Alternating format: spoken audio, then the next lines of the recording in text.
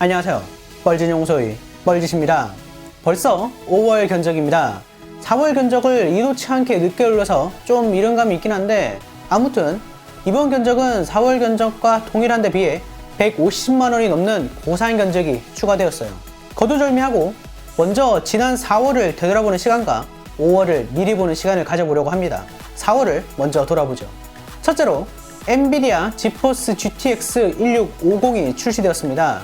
이건 제가 얼마 전에 영상을 올렸죠. 게임 프레임이 더 중요하신 분들은 이 가격대에서는 GTX 1650보다는 RX 570이 더 좋은 선택입니다. 자세한 내용은 우측 상단의 I 버튼을 눌러서 관련 영상을 참고해주세요. 둘째로 AMD가 50주년 기념 RX 590 및 라데온 7 그래픽카드와 라이젠 7 2700X CPU를 출시할 예정입니다. 사실 이미 출시는 됐는데 CPU는 제가 샀으니까 조만간 영상에서 보실 수 있으실 거예요. CPU에 리사스 COE 사인이 있다고 하더라고요. 참고로 이 50주년 기념 제품들은 속은 다 똑같고 겉이 디자인만 바꾼 거라고 하더라고요. 사실 이 부분은 좀 아쉬워요. 이제 5월을 미리 보죠. 첫째로 5월 말에 있는 컴퓨텍스에서 라이젠 3세대가 발표될 가능성이 높습니다. 한국 시간으로는 5월 28일이 될 텐데 AMD 기조 연설이 스케줄에 잡혀있기 때문에 아마 여기서 발표할 가능성이 높아요. 제가 라이브로 같이 소통할 수 있으면 같이 공유해드리고, 또 컴퓨텍스도 참가할 예정이기 때문에 라이브로도 컴퓨텍스 현장을 볼 수 있으실 거예요. 둘째로 정확히 말하면 다음 달 소식은 아니긴 한데 AMD 라데온 나비 그래픽카드는 3분기에 공개된다고 합니다. 이건 AMD 오피셜이에요. 3분기라고 하면 빨라야 7월인데 행복 회로를 좀 돌려보자면 기존 루머 중에 7나노를 기념해서 7월 7일에 발표한다는 얘기가 있었거든요. 굉장히 그럴듯하죠. 일단 3분기에 발표한다고 했으니까 적어도 9월 전에는 발표한다는 게 되겠죠. 4개월, 짧다면 짧고 길다면 긴 시간이네요. 그럼 이번 달 견적에 대해서 소개해 드리겠습니다. 부품 자체는 거의 비슷해요. 근데 뭐 가격이 떨어지고 올라가고 이런 게 있기 때문에 제품을 조금 변경했습니다.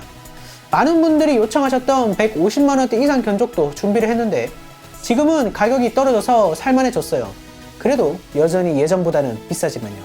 그리고 가끔 듣는 질문이, 그래픽카드를 저는 이노3D 2060을 추천해 드렸는데 MSI 2060으로 변경해도 되나요? 이런 질문이거든요. 근데 숫자만 똑같다면 성능은 거의 똑같아요. 이건 제가 나중에 또 설명해 드리도록 하겠습니다. 저는 감성보다는 성능 위주이고 가격은 5월 1일 샵다나와 PC 견적 기준입니다. 먼저 40만원대 견적입니다. 4코어 4스레디 2200G에 4GB 램 2개를 장착했죠. 많은 분들이 물으시던데 내장 그래픽을 사용한 견적에서는 똑같은 용량의 램을 2개 넣으시는 게 좋습니다. 내장 그래픽이 성능에 차이가 좀 있거든요. 근데 이거는 외장 그래픽이 있다면 크게 상관없으니까 내장 그래픽일 때만 신경 써주시면 됩니다. 사실 이 40만원대 견적은 월간 견적 1월부터 바뀐 게 하나도 없어요. 그만큼 이 정도 가격대에서는 이게 정석이라는 거죠. 다음은 60만원대입니다. 40만원대와 동일한 견적에 RX 570 그래픽카드가 추가되었는데요. 간단한 캐주얼 게임 정도는 충분히 잘 돌릴 수 있어요. 조금 무거운 게임들도 FHD 60프레임 모니터라면 옵션 타입을 통해서 잘 즐길 수 있죠. 그리고 하단이 게임 이름 옆이 괄호는 프레임 방어 기준입니다.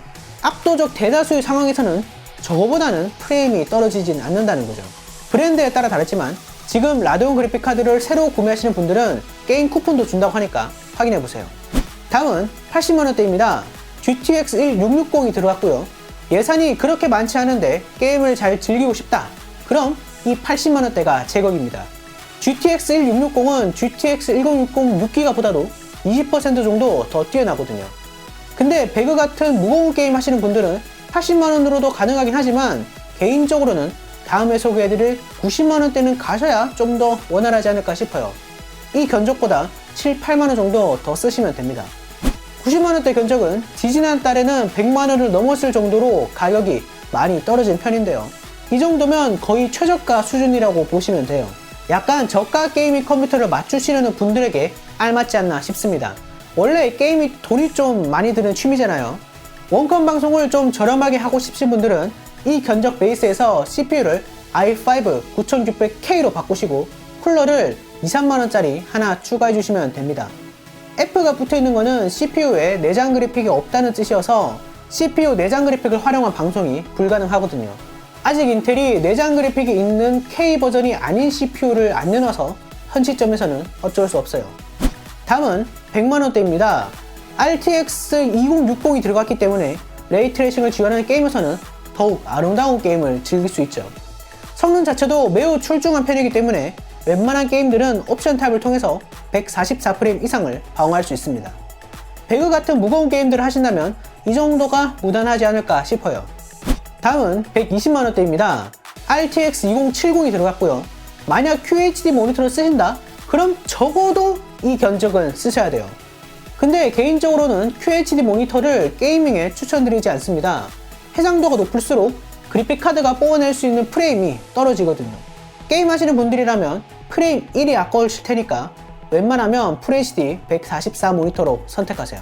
참고로 i5 9400F CPU로 RTX 2070의 성능을 다 뽑아낼 수 있냐고 물으시는 분들이 있는데 배그 같은 게임에서는 다 뽑아주는 편입니다.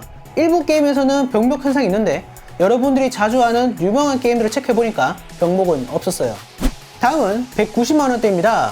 인텔 i7 9700K 8코어로 올라갔고요. 메인보드도 B360 중에서 전원부가 가장 좋은 녀석으로 바꿨습니다. B360 보드이기 때문에 오버클럭이 안 되는데 9세대 CPU들은 오버클럭을 따로 하지 않아도 충분히 좋은 성능을 보여줍니다. 무엇보다 인텔은 오버클럭 가능한 보드가 좀 비싸거든요. CPU 정품 가격은 몇 달 전 대비해서 여전히 10만원 정도 비싼데 벌크 가격은 몇 달 전보다 5만원 정도 비싼 편이라서 이 정도면 살만하죠. 그리고 CPU가 벌크라고 해도 AS 기간이 3년이 아니라 1년이라는 점만 빼면 정품이랑 똑같기 때문에 걱정하지 않으셔도 됩니다. 그래픽카드는 RTX 2070으로 동일하기 때문에 사실 120만원대에서 160만원대로 넘어오는 거는 체감이 가장 적을 거예요. 하지만 최신 게임에서는 8코어를 지원하는 추세고 이 정도 돈을 쓰시는 분이라면 진성 게이머일 테니까 상관없겠죠. 여기 하나 빠진 게 있는데 바로 쿨러입니다. 싸면서 좋은 쿨러를 원하신다면 제가 적어둔 서머랩 트리니티 화이트 쿨러를 선택하시면 되겠습니다. 일체형 수냉 쿨러도 좋은 편이고요. 다음은 180만원대입니다. 그래픽카드가 RTX 2080으로 업그레이드 되었는데요. 이 정도 성능이면 진짜 웬만한 게임 옵션 창에 들어가지 않아도 될 정도예요.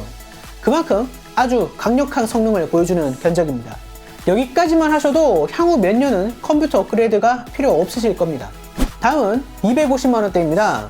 그래픽카드가 RTX 2080 Ti로 업그레이드 되었는데요. 소비자용 그래픽카드 중에서는 현존하는 최고의 그래픽카드죠. CPU도 웬만하면 8코어까지 쓰는 게임이 대부분이기 때문에 이 정도면 나 슈퍼컴퓨터다 자랑하셔도 됩니다. 다음은 300만원대인데요. CPU가 i9 9900K 그리고 메인보드도 오버클럭이 가능한 보드 중에서 가성비가 좋다고 평가되는 Z390X4 보드를 선택했습니다. 근데 사실 여러 게임 벤치마크들을 보면 i7 9700K와 i9 9900K 차이는 거의 없는 편이에요. 아직 게임들이 16코어 혹은 16스레드를 모두 갈구지 않기 때문이죠. 그러니까 이 견적은 가성비보다는 가심비에 더 가깝다고 보시면 되겠습니다. 근데 이 CPU가 좀 뜨거워서 공랭 쿨러 중에서는 NH-D15, 흔히 농협 쿨러라고 하죠. 이 쿨러나 일체형 수냉 쿨러 2열 이상을 추천드려요. 참고로 케이스는 좀 큰 걸로 했는데 마음에 안 드시면 바꾸시면 됩니다. 사실 케이스는 300만원대 이전 견적도 그렇고 다나와 케이스에 들어가셔서 미들타워, 빅타워 두 개 다 선택하신 후에 인기 상품 순으로 보셔서 디자인 마음에 드시는 걸로 고르세요. 미들타워 정도만 돼도 농협쿨러처럼 크고 우람한 녀석이 아니라면 웬만하면 다 호환이 됩니다. 견적은 여기까지고요. 사실 영상 컨텐츠 쪽으로 기획 중인 게 많긴 해요. 컴퓨터를 아예 전혀 모르시는 분들을 위한 기초 강의도 준비하고 있고 거꾸로 아주 잘하시는 분들을 위한 고급 정보 공유 같은 것들도 준비하고 있죠. 한두 달 전에 썼던 중국 직구 제품 리뷰 같은 것들도 준비하고 있고요. 더 좋은 컨텐츠로 보답해 드리려고 하니까 조금만 더 기다려주세요. 자, 영상 봐주셔서 감사하고요. 여러분 생각을 댓글에 남겨주세요. 좋아요와 구독도 잊지 마시고요. 다시 봅시다.